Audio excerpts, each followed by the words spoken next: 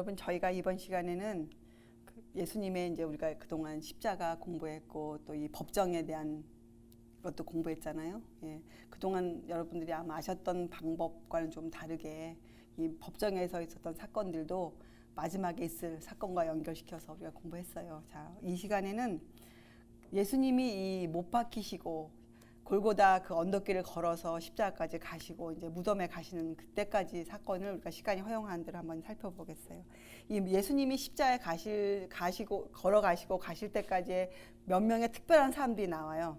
몇 명의 특별한 사람들, 오늘 좀 그런 사람들 살펴보겠어요. 자, 첫째로 누가 나옵니까? 예수님의 그 무거운 십자가, 실제적으로 무거웠던 십자가, 예수님 너무 허약해 계셔서 그 십자가를 지고 간 사람이 나오죠, 성경에는. 예. 그 이름이 구레네 시몬이에요. 구레네 시몬. 그는 십자가를 자원해서 진 사람이 아니었어요. 얼마나 우리에게 용기를 주는 사람인지 모르겠어요. 예, 구레네 시몬은 십자가를 억지로 지고 갔죠. 억지로. 그런데 그가 그 사건으로 그가 회심하여서 이 초대교회에 굉장히 영향력을 끼치는 아주 훌륭한 우리 믿음의 선배가 되었거든요. 그 온 가족이 사도행전에 보면 이 사도 바울이 그 가족을 굉장히 존귀 여기고 사랑했었던 그런 가족으로 나와요. 그래서 이 구레네 시몬을 보면 저희들이 이 용기가 생겨요. 예. 그가 억지로 지었지만 그가 그 십자가에서 예수님을 찾았을 때 그가 이렇게 구원의 정말 길에 걸었고 또 그렇게 인생을 살았다는 것, 또 그 가족이 다 그렇게 살았다는 것, 참 놀라운 우리한테 위로가 되는 글들이죠. 자, 그리고 또 누가 있었습니까? 그 십자가에서 그동안 나타나지 않았던 사람이 나타났잖아요. 십자가에. 예, 십자가에 읽어보면 이 사복음서를 다 읽어보셔야 돼요. 읽어보면 예수님 양편으로 강도가 있었다고 나오죠. 예, 우리가 충분히 알 수 있어요. 하나는 우편에, 하나는 좌편에. 그래서 우리가 예수님을 중심으로 두 강도가 있었잖아요. 예수님이 중간에 서 계셨던 거는 다 뜻이 있는 거예요. 유대인들이 일부러 그렇게 세웠어요. 왜냐하면 예수님을 시편에 뭐라고 나와 있습니까? 예수님을 죄인 중에 하나로 취급당했다는 것을 그가 알리기 위해서 그들이 그렇게 십자가를 세웠어요. 자, 그런데 처음에는 읽어보면요, 마태복음 읽어보면 처음에는 그 둘 다 예수님을 모욕했어요. 처음에는 둘 다. 처음부터 이 오른편 강도가 예수님을 받아들인 게 아니에요. 놀랍게도 처음에는 다 예수님을 모욕했는데 누가복음을 읽어보면 그것을 다 예수님께서 모욕을 당하시고 조롱을 받으시고 또 예수님이 그것을 견뎌내시고 예수님이 십자가 선상에서 하시는 그 기도와 이런 예수님의 그 풍성을 끝까지 지켜본 끝에 이 오른편 강도가 고백을 하는 거예요. 그가 뭐라고 고백합니까? 그가 주여 당신의 나라에 임하실 때 나를 생각하옵소서. 그가 자기를 구해달라고 외친 게 아니라 그 주님의 사랑에 감동하여서 그가 이런 고백을 했어요. 그러니까 그는 예수님을 실체를 본 거죠. 그 십자가에서 예수님 세상죄를 지고 가신 하나님의 어린 양을 그가 볼 수 있었던 거예요. 이 강도는. 자, 그리고 강도가 고백했잖아요. 그렇죠? 예. 주여 당신의 나라에 임하실 때에 나를 생각하옵소서. 예. 그런데 예수님이 뭐라고 답해 주셨습니까? 예수님이 지체하지 않고 그 십자가의 고통 중에서도 얼마나 반가우셨겠어요. 얼마나 기쁘셨겠어요. 왜냐하면 예수님의 그 면류관에 박힌 보석들이 바로 영혼들이잖아요. 예수님 엄청 진짜 감동하셨겠죠. 그의 힘이 되셨을 거예요. 그때 예수님이 그에게 즉시로 응답을 주시잖아요. 뭐라고 주십니까? 오늘 내가 나와 함께 낙원에 있겠노라. 그렇잖아요. 근데 그때 여러분 이 말이 무슨 그렇게 오해가 될 말씀입니까? 성경만 자세히 읽어보면 충분히 알 수 있어요. 그날 예수님이 그렇게 말씀하신 그날, 그날에 예수님이 낙원에 가시지 않으셨잖아요. 예수님이 부활하자마자 그때 뭐라고 그러십니까? 내가 아직 아버지 나라에 올라가지 못하였노라. 이렇게 예수님 직접 설명해 주잖아요. 그런데 그 구절이 무슨 그렇게 문제가 되고 있냐고 지금 기독교계에. 답답할 노릇이에요. 예. 그 오늘은 여러분 우리한테 이런 의미가 있어요. 그 오늘 예수님이 뭘 하신 거예요? 그 강도에게. 낙원을 약속해 주신 거예요. 강도는 그 약속을 믿었어요. 자, 여러분과 제가 여기서 어떤 교훈을 받아야 됩니까? 오늘 우리가 살아가는 매일매일의 그날, 그 오늘에 성경을 통해서 하나님이 여러분과 저에게 주신 약속들이 있잖아요. 말씀을 읽으면서 우리가 그 약속을 어떻게 해야 돼요?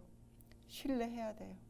예. 강도가 이렇게 칭찬을 받았던 이유 중에 하나는, 강도는 그렇게 할 수 없는 상황에서 그렇게 했어요. 그가 믿을 수 있는 형편에서 한 것이 아니었어요. 그는 예수님이 십자가에 달리신 모습을 보고 그는 그를 구주라고 고백했거든요. 예. 자, 우리도 여러분 앞으로 마지막 때에서 선택에 있을 기간에 그렇게 할 수 없는 상황에서 우리가 예수님을 나의 구주로 고백해야 되거든요. 우리는 그것을 증거해야 되거든요. 그래서 여러분, 오늘 우리에게 주신 약속을 우리가 잊지 않는 사람들. 오른편 강도는 이러한 의미로 나와 있죠. 성경에 오른편 강도. 자, 또 나오는 사람이 있어요. 자, 어머니, 예수님의 어머니 마리아. 자, 마리아가 여기서 어떠한 입장에 놓여 있었습니까? 마리아가. 예, 지금 세상이 알고 있는 것처럼 죄도 없이 태어난 그런 마리아가 아니었잖아요. 예, 그가 어떻게 했습니까? 예수님의 그 십자가를 보면서 그가 고통을 받고 있는 마리아였잖아요. 그도 예수님이 아들이셨지만 예수님께서 그에게 주신 약속의 말씀을 다 미처 깨닫지 못한 사람이었어요. 마리아는. 그리고 마리아는 무엇을 필요로 했던 사람입니까? 우리가 알아야 될 그 예수님의 사랑을 개발시키고 알아야 될 사람 중에 하나였어요. 마리아도. 어머니였을지라도. 그래서 예수님이 그 어머니에게 선물을 주고 가셨죠. 그 예수님은 마리아가 뭐가 필요한지 가장 잘 아셨어요. 예. 그래서 예수님이 마리아를 누구에게 부탁했습니까? 예, 그래서 요한에게 부탁한 거예요. 마리아를. 예, 요한에게. 마리아는 그 이상도 그 이하도 아니에요. 마리아는 우리에게 이런 교훈을 줄 수 있죠. 제 5계명 되는 계명. 예, 부모 사랑, 효도의 모본으로 주셨어요. 우리에게 효도. 예, 우리가 부모를 어떻게 사랑해야 된다는 모본으로 주신, 거기에 쓰임받은 사람이 바로 예수님의 어머니 마리아이셨어요. 예. 자, 이렇게 예수님은 십자가 선상에서 이 죄가 얼마나 유해한지, 그렇죠? 또 이 죄가 끼치는 흉악성이 어떤 범위까지 가는지에 대한 걸 너무 잘 아셨기 때문에 그것이 예수님의 고통이셨어요. 그게 예수님이 당하신 고통이 보통 세상 영화에서 보여지는 그런 고통이 아니었어요. 예수님은 이 죄에 대한 고통이 너무 크셨기 때문에 그가 당하시는 육체의 고통은 전혀 느끼지 못하셨어요. 예수님은. 우리가 어떻게 알 수 있는가? 예수님이 이 죄의 고통으로 막 고통하실 때 이것을 모르던 밑에 있던 사람, 로마 한 군병이 그것을 불쌍히 여기고 예수께 무엇을 드렸습니까? 예, 포도주에 찍은 그 해흉을 갖다 드렸잖아요. 근데 예수님이 그것을 거절하셨어요. 맛보시네 거절하셨어요. 예, 왜 거절하셨습니까? 예수님께서. 예수님은 이 죄의 고통을 온전한 정신으로 이것을 이겨내셔야 됐거든요. 이것을 당하셔야 됐어요. 예, 예수님은 절대로 그 정신이 다른 어떠한 것으로 허릇해지셔서는 안 되셨거든요. 왜냐하면 치열한 싸움을 알고 계셨기 때문에 예수께서는. 예. 예수님의 고통은 이 죄에 대한 의식이었어요. 죄. 그리고 예수님은 그 당시 이 무덤 너머를 볼 수 없으셨어요. 한 가지만, 예수님도 강도해 주셨던 것과 똑같이 예수님 뭐만 의지하셨습니까? 그동안 하나님이 예수님 생애 내내 하나님이 주셨던 증거들, 하나님의 말씀들, 예, 그가 경험한 것들을 의지하셨어요. 예수께서도. 그래서 예수님은 무덤 너머를 보실 수 없으셨어요. 성경에 이렇게 나와 있죠. 홀로 포도즙 틀을 밟으셨다. 여기에는 홀로 하셨어요. 홀로. 예수님은 우리를 위하여, 우리를 사랑하시기 때문에 우리를 위하여 그 죄 자체가 되신 거예요. 죄. 예. 여러분 고린도후서 5장 21절을 자세히 묵상해 보세요. 예. 우리를 위해서 어떠한 죄가 되셨는지 예수님께서. 예수님은 그 어두운 시간, 그 무서운 시간 내내 이제까지 주셨던 아버지의 간합하심의 증거에 의지하셨어요. 그리고 예수님은 그만큼 아버지의 품성을 잘 알고 계셨거든요. 여러분, 우리가 이 앞으로 당할 마지막 어두운 시간을 잘 지나가려면 예수께서 아셨던 아버지의 그 품성대로 우리가 아버지의 품성을 알고 있어야만 해요. 우리가 그 경험이 우리에게 있어야 돼요. 그래야 우리가 예수의 믿음을 가질 수가 있어요. 예수의 믿음. 왜냐하면 예수님께서 그 당시에 그 믿음으로 하나님의 품성을 알고 계시고 그렇게 살았던 그 믿음을 의지하시고 그 믿음으로 승리자가 되셨거든요. 여러분, 요한계시록 4장에 보면 6장 12절에 보면 뭐가 나옵니까? 성도들의 인내를 표현하면서 하나님의 계명과, 그렇죠? 예수님의 예수의 믿음을 가진 자들이라 표현되어 있지 않습니까? 우리는 이 예수님의 믿음이 필요해요. 예수님의 믿음. 가장 어두운 시간에 하나님을 의지하셨던 그 믿음이 여러분과 저에게 필요하고 요구되어지고 있거든요. 자, 여러분, 또 한 사람이 나와요. 또 한 사람. 누굴까요? 또 한 사람. 이 사람은 바로 마태복음 27장 54절에 나오는 사람인데, 그가 이렇게 로마의 백부장이었어요. 그가 예수님이 십자가에 달려서 하시는 모든 말씀과 행동들, 반응들을 다 보면서 그가 이렇게 외쳤어요. 이는 진실로 하나님의 아들이셨도다. 이거 아무나 할 수 있는 고백 아니죠. 예수님이 십자가 밑에 그 많던 유대인들, 바리새인들은 전혀 알지도 못했는데 이 로마의 백부장은 그 장면을 바라보고 하나님의 어린 양을 보게 되었어요. 이는 그래서 외쳤어요. 이는 진실로 하나님의 아들이셨도다. 로마의 백부장이. 그래서 우리가 여러분, 이 구레네 시몬, 이 오른편 강도, 그리고 그다음에 이 로마의 백부장, 이런 사람들로 해서 얼마나 큰 위로를 받는지 모르겠어요. 하나님의 공평하심, 우리를 향한 그 제한 없는 사랑, 차별이 없으신 사랑, 그렇잖아요. 이 세 사람이 우리가 기억해야 될 세 사람이에요. 십자가 선상에서. 여러분, 이 사단은 말이에요. 사단은 우리를 기만해 가지 않습니까? 인류를. 예수님이 십자가 선상에서 마지막 하신 말씀이 무엇이었을까요? 다 이루었다. 그리고 그 영혼이 편히 고개를 떨구셨어요. 다 이루었다예요. 예수님이 무엇을 다 이루셨습니까? 예수님 거기서 그 다 이루었다의 의미가 도대체 뭡니까? 우리 공부했잖아요. 다 이루었다. 예수님 하나님의 공의를 축적시키셨거든요. 그거 다 이루었다. 이렇게 그 마지막 순간에 내뱉으신 그 말 안에는 굉장히 많은 것을 가지고 있어요. 여러분과 제가 깊이 하나님의 공의를 이루셨다, 이 정도가 아니라 그 안에는 예수님의 감정, 예수님의 그동안 살아온 생애 내내 가셨던 소원, 목적, 다 모든 게 들어가 있거든요. 여러분, 그 말씀 하나만 놓고도 우리가 묵상해 볼 것들이 많아요. 다 이루었다 안에 무슨, 예수님이 어떤 마음으로 그 말씀을 하셨는지. 자, 이 말씀을 하실 때에는 이 제사장이 저녁 제사를 드릴 때쯤이었어요. 왜냐하면 예수님이 제6시에 십자가 달리셨잖아요. 지금 시간으로 하면 9시, 그렇잖아요. 오전 9시. 그리고 제9시에 예수님이 이제 죽어가셨거든요. 그러면 3시간, 그러면 9시, 12시, 그리고 나서 3시 더 지나간 저녁 제사가 시작하시고 오후 3시 정도에 예수님이 돌아가셨거든요. 그러니까 십자가에 달리시고 6시간 만에 돌아가신 건데, 이것은 아주 있을 수 없는 일이죠. 십자가에 달리면 보통 3, 4일은 좋게 간대요. 목숨이 끊어질 때까지. 근데 예수님은 6시간 만에 숨을 거두셨거든요. 근데 그때가 바로 유대인들이 이 저녁 제사를, 그 당시 사람들이 저녁 제사를 드릴 시간이에요. 그런데 예수님이 다 이루었다고 돌아가시는 그때 어떤 일이 있었는가? 그때 그 성소의 휘장이 찢어졌어요. 자, 어떤 손이 그 성소의 휘장을 찢었습니까? 어떤 손이었어요? 그 손은. 우리가 아까 공부했죠, 오전 시간에.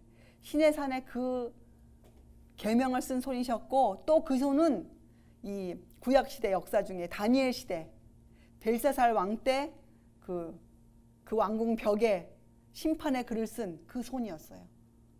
근데 그 손이 어떻게 해요? 여러분과 제 마음에 친필로 또 주님의 그 피의 편지를 써주지만 또 그 손이 이 휘장을, 지성소 휘장을 찢어 놓았어요. 그리고 정말 예수님의 말씀처럼 새롭고 산 길이 열렸어요. 새롭고 산 길. 히브리서에 나오잖아요. 그렇죠? 10장, 9장 10장에.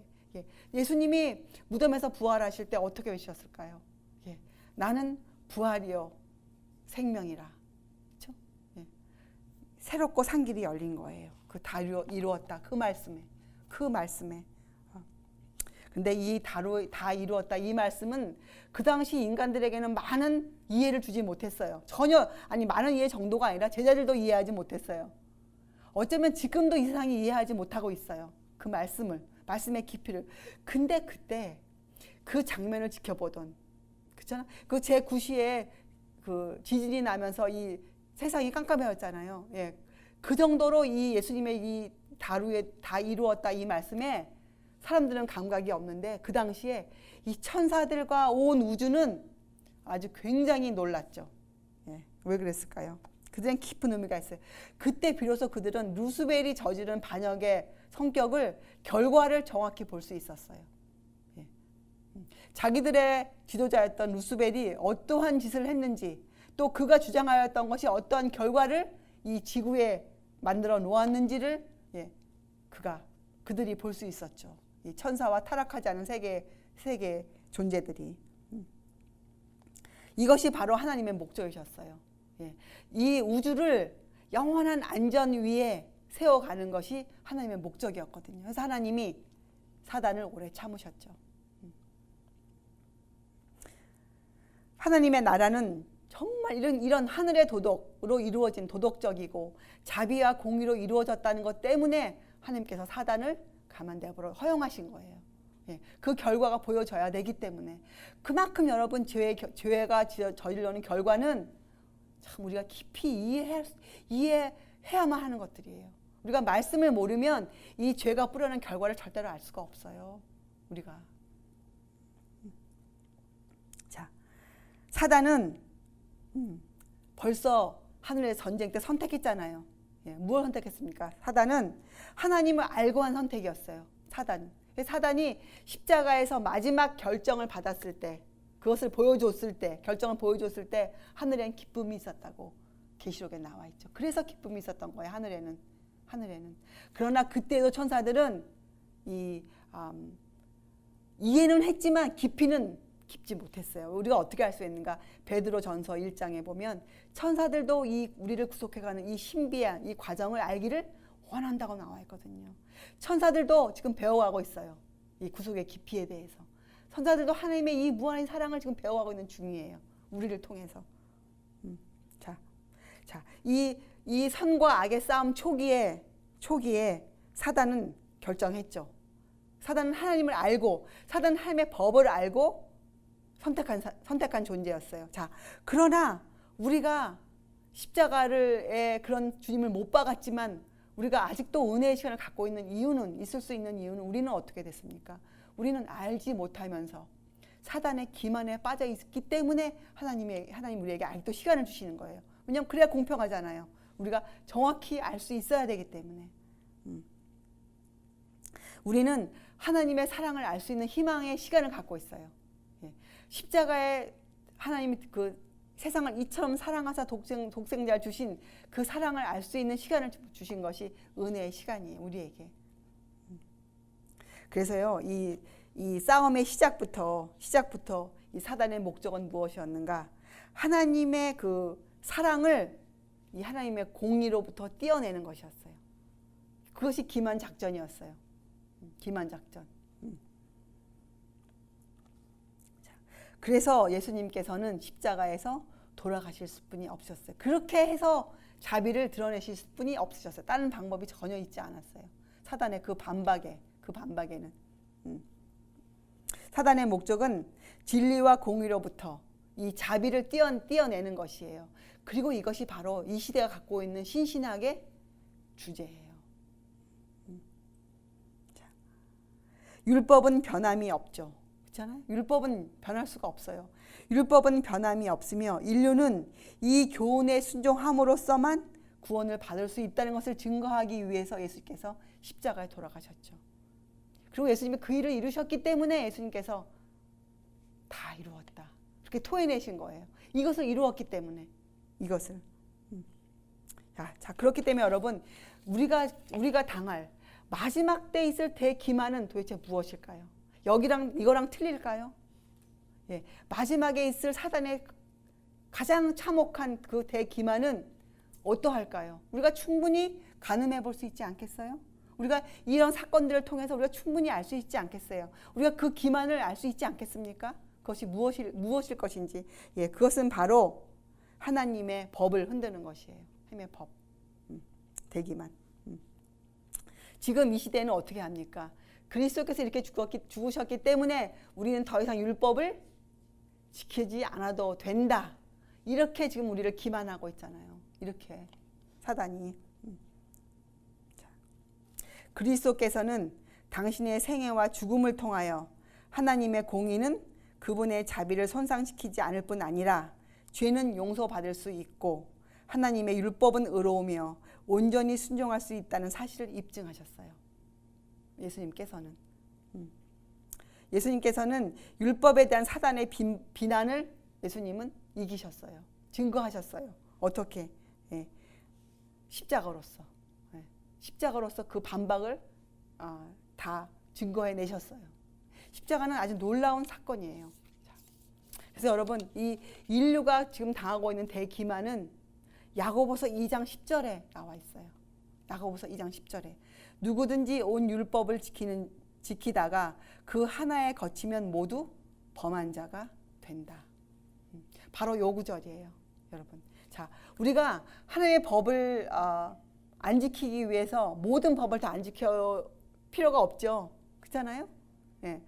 한 가지라도 안 지키면 성경 말씀에 의하면 모든 법을 안 지키는 거하고 똑같은 입장에 서게 되는 거예요. 자, 여러분, 이 야고보서 2장 10절 말씀. 누구든지 온 율법을 지키다가 그 하나에 거치면 모두 범한 자가 된다. 이것은 우리에게 주는 경고예요. 하늘에서 시작된 하나님의 율법에 대한 전쟁은 세상 끝까지 계속될 것이에요. 여러분, 다니엘서 7장 25절에 뭐라고 나와 있습니까? 때와 법을 변개코자 할 것이다. 작은 뿌리. 그렇잖아요, 여러분? 예언서를 우리가 이해했다 하는 것들은 그 예언만 이해한 것이 아니에요. 거기에는 우리가 지금까지 공부한 모든 것, 예수님의 생애, 예수님께서 하신 말씀, 특별히 십자가에서 토해내신 그 다 이루었다. 이것이 무엇을 의미하는지를 우리 마음이 알아야 돼요. 그래야 예언이 주신 목적과 우리가 그것을 그렇게 우리가 사용할 수가 있어요. 우리의 힘으로. 사단의 반박을 우리가 대적하는 그 힘으로 우리가 사용할 수 있어요. 예언서들을. 자, 믿는 모든 사람은 시험을 받게 될 것이에요. 하나님을 순종할 것이냐, 바라바를 택할 것이냐. 그렇죠? 다른 말로 하면 하나님의 율법에 순종할 것인가, 인간이 만들어 놓은 율법, 인간의 유전에 순종할 것인가에 대한 선택을 하게 돼 있어요. 이 일을 위해서 무엇으로 우리가 한다고 그랬습니까? 오전 시간에 우리가 온유와 겸손으로 우리가 이 일을 선택할 수 있다고 나왔잖아요. 자, 다른 말로 하면 우리가 어떠한 품성의 소유자가 되어 있냐에 따라서 하나님의 율법에 순종할 수 있는 사람이 되어지고 사단에게 손을 들어주는, 사단의 깃발 아래에 모이는 자가 될 것이에요. 그래서 이렇게 우리의 품성이 중요합니다. 우리가 어떠한 품성으로 우리가 만들어져 가는가가 최대의 우리가 풀어야 될 과제예요. 성경에는 마지막 때에는 죄와 죄인들은 다 파멸된다고 나와 있어요. 죄와 죄인들은 말라기서 4장 1절에 보면 뿌리와 가지들이 전부 다. 여러분 그 오바다서는 한 장이잖아요. 거기 16절에 보면 하나님이 우리를 회복시킬 때 보면 본래 없었던 것 같이 되리라. 본래 없었던 것 같이. 흔적이 사라져요. 이 죄와 죄인들은. 여러분, 다 이루었다 그 말씀에 천사들이 기뻐하였잖아요. 하늘이 기뻐하였잖아요. 하늘이 기뻐하였어요.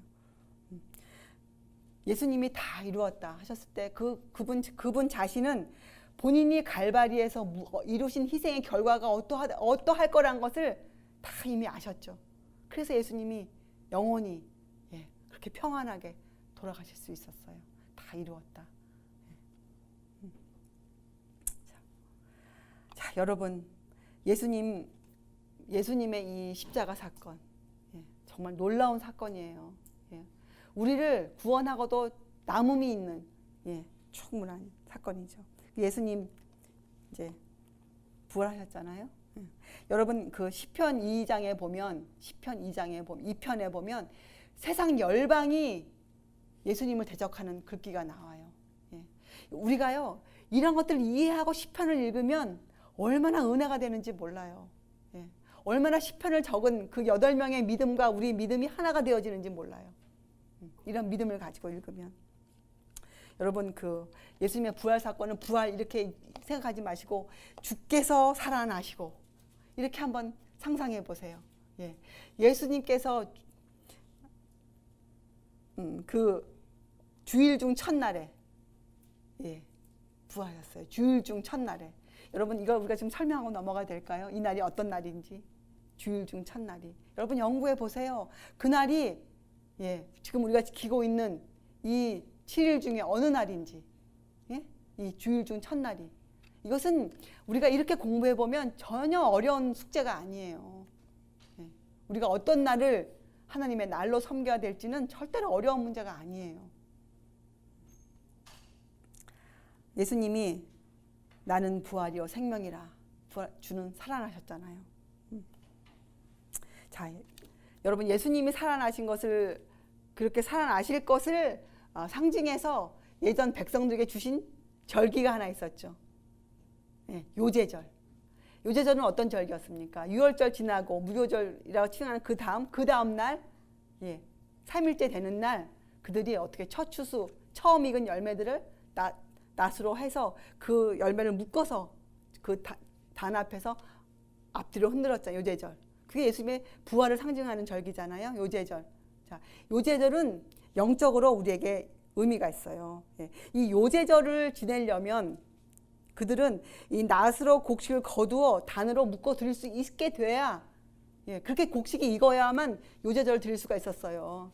이게 영적으로 우리에게 어떤 의미가 있습니까? 영적으로 이것은 하나님의 나라를 위해서 모아들 영혼들이 준비되었다는 거잖아요. 준비되고 있다는 것이잖아요. 지금 그렇잖아요. 우리에게 굉장히 용기를 주는 위로가 되는 우리 마음의 동기가 진실로 주님을 믿고 따르겠다. 어떠한 일에서 내가 주님을 선택하겠다. 이러한 마음만 있는 사람에게는 엄청난 용기를 주는 말이에요. 그렇잖아요. 요제절. 왜냐하면 하나님의 나라를 위하여 모아드릴 큰 영적 추수를 표상하고 있잖아요.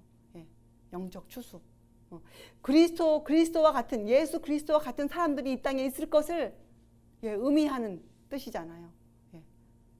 살아남은 자들이 있음을 증거하는 상징하는 그런 요제절이거든요. 그래서 그분의 부활은 죽은 모든 의인의 부활의 모형이요 보증이에요. 약속이에요. 약속. 여러분 마태복음 27장 52절에 보면 예수님이 부활하실 때 무덤들이 열려서 살아난 사람들의 이야기가 나오잖아요. 짧지만 그렇죠? 예수님께서 어떻게 해요? 그들을 승리의 기념으로 데리고 하늘로 가셨죠. 그들은 영생으로 일으킴을 받은 자들이에요. 예수님이 생애 동안 죽은 자를 살리신 경우가 있었잖아요. 근데 그들은 죽었어요. 다시. 그렇잖아요. 그런데 이들은 무덤에서 부활한 이들은 어떻게 됐습니까? 영생으로 들어갔거든요. 이 차이가 있죠.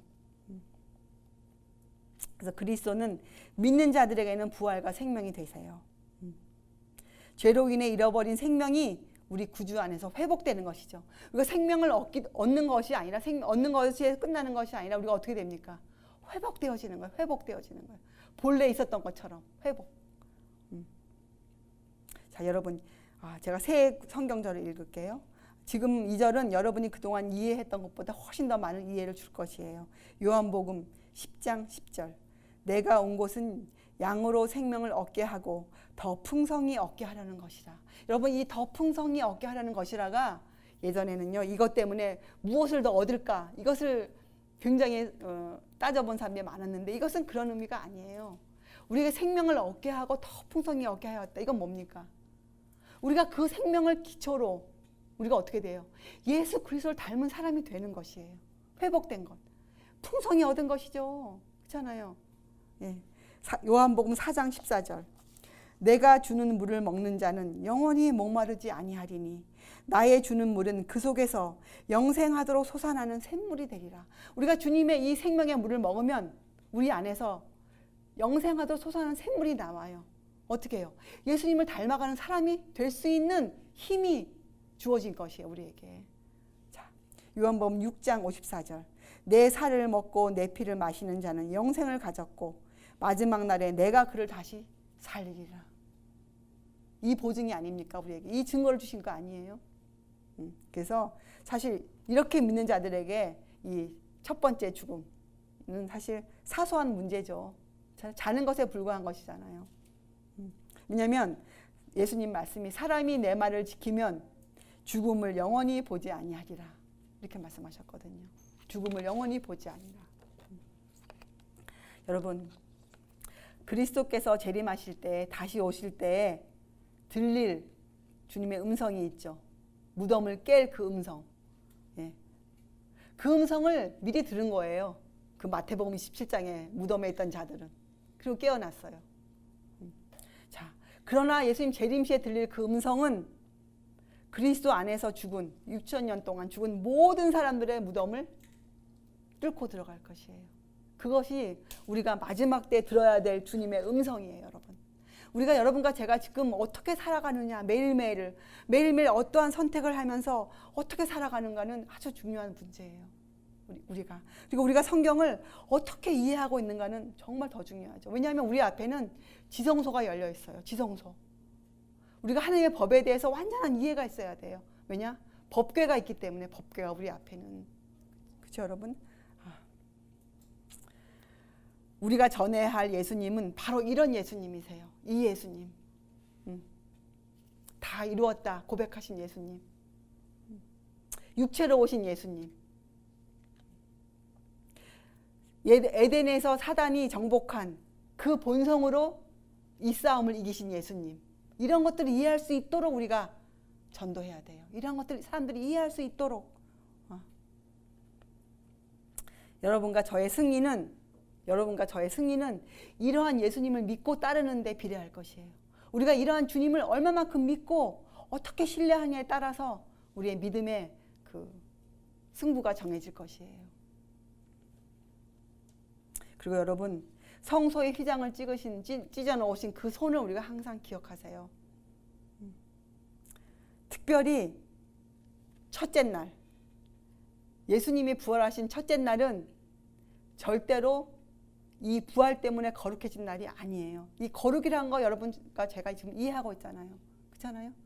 이 첫째 날은 예수님이 부활하신 날 맞아요. 첫째 날이. 그렇죠? 근데 우리가 어떻게 이해해야 되는가? 이 첫째 날은 부활의 날로 우리가 이해하는데 거기엔 그날을 특별히 거룩하게 하셨다는 증거가 전혀 없어요. 도리어 우리에게 주신 것은 성찬 예식이죠. 그렇죠? 너희가 이 떡을 먹고 이 잔을 마실 때마다 주의 죽으심을 오실 때까지 전하는 이것이라. 예, 주의 죽으심을 전하는 것. 예. 우리가 주님의 부활을 전할 때에는 같이 주의 죽으심을 전하는 것이잖아요. 그리고 우리에게는 주신 게 있어요. 예. 이렇게 주님을 믿는 자들에게 정말 부활을 기념하여 주신 것은 사실 침례 예식이에요. 침례 예식. 그렇잖아요. 우리가 주님과 함께 장사되는 것으로 우리가 물에 들어가잖아요. 그렇죠? 그리고 우리가 어떻게 됩니까? 다시 주님과 더불어 살아나는 것으로 그러니까 물에서 올라오잖아요. 주님도 받으셨던 그 침례 예식. 우리는 침례를 통해 주님의 죽으심과 장사 지냄과 부활을 기념하는 거예요. 주님의 죽으심, 또 장사 지내는 것, 그리고 왜냐면 우리가 그래서 한간에는 이 침례 예식을 할 때 물을 물 무덤이라고 불러요. 물 무덤. 물에 내려갔다가 우리가 다시 올라올 때에는 어떻게 해요? 주님의 부활을 기념하여 올라오는 거예요. 주님의 부활을 기념하여서 우리가 죄의 옛생애를 살지 않고 잖아요. 그리스도 예수 안에 있는 새 생명 가운데 살겠노라 이런 고백과 또 그렇게 살게 해주겠다는 그 부활의 증거로 우리는 침례 예식을 거행하죠. 우리는 이러한 예수님을 전해야 됩니다. 이러한 예수님, 율법과 복음의 근원 되시는 그리고 그렇게 주인 되신 예수님을 전해야 돼요. 우리는. 그래서 여기에는 예수님의 탄생, 생애, 핍박, 십자가, 부활, 승천 다 들어가 있어요. 또 특별히 예수님을 증거한 선지자들의 글, 구약이 들어가 있죠. 또 예수님의 길을 보여준 성소제도. 예. 우리가 자세히 알아야 되는 것이에요. 자세히. 여러분, 우리는 이 영원한 복음과 이 타락한 인류, 그렇죠? 또 이 종교계의 현실, 그리고 이 복음으로 결판이 날 미래에 대해서 세상에 알려야 돼요. 이것들을 세상에 알려야 돼요. 우리가. 이것이 바로 요한계시록 14장 6절과 10절에 나오는 천사들이 날아다니면서 전한 그 기별의 요지들이었어요. 자, 복음과 타락한 인류, 또 종교계의 형편들, 그리고 이 복음으로 알려질 결판날 우리의 미래, 이런 것들을 사람들에게 우리가 조용히 알려줘야 돼요. 조용히. 지금은 조용히 알려줘야 돼요. 지금은. 여러분, 제가 이 말씀을 읽고 마칠게요. 계시록 14장 12절. 성도들의 인내가 여기 있나니 저희는 하나님의 계명과 예수 믿음을 지키는 자니라. 우리가 예수님을 이렇게 이해하지 못하면 예수의 믿음도 우리가 알 수 없습니다, 여러분. 이제 여러분과 저는 이 성도들의 인내를 이루어가는 사람들 있잖아요. 우리가 주의 말씀에 따라서 성실하게 하루하루를 살아가는 사람들. 그런 우리가 되시기를 바랍니다. 예, 기도하시겠어요? 하늘에 계신 저희들의 아버지시여, 자비하신 아버지시여, 아버지의 자비를 보여주신 주님의 십자가의 사랑을 저희가 매일매일 새롭게 기억할 수 있도록 저희를 인도하여 주시옵소서. 저희에게는 지금도 십자가에서 십자가 밑에서 외치던 그 군중들의 함성이 저희의 마음을 치고 있습니다. 예, 저희가 앞으로 바라바를 택할 것인지 주님을 택할 것인지 그 기로에 서게 될 것입니다. 주님, 저희가 그때를 바라보고 지금 저희의 믿음을 세워갈 수 있도록 도와주시옵소서. 오늘 저희들에게 하신 약속을 저희가 절대적으로 믿고 살아갈 수 있는 주님의 귀한 주님의 백성이 될 수 있도록 주님 도와주시옵소서. 어린 양이 어디로 인도하든지 따라가는 그 의미를 이해하는, 또 실제로 그렇게 살기를 결단하는 주의 백성 되게 하여 주시옵소서. 감사드리오며 귀하신 예수 그리스도의 이름으로 아버지께 간절히 기도드리옵나이다. 아멘.